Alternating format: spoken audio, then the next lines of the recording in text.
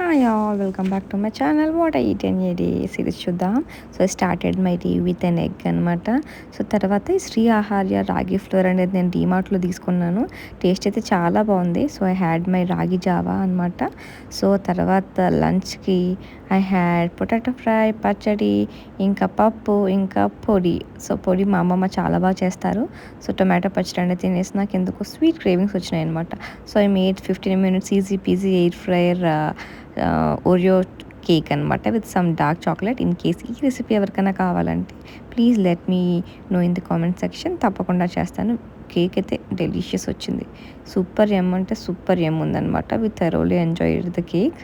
So ఏమో ఈ మధ్యన బేకింగ్ మీద మనసు లాగుతుంది, but I tried it and trust me, it's awesome అనమాట. సో చాలా హెవీగా అనిపించింది అప్పుడు 4 ముక్కలు తింటేనే.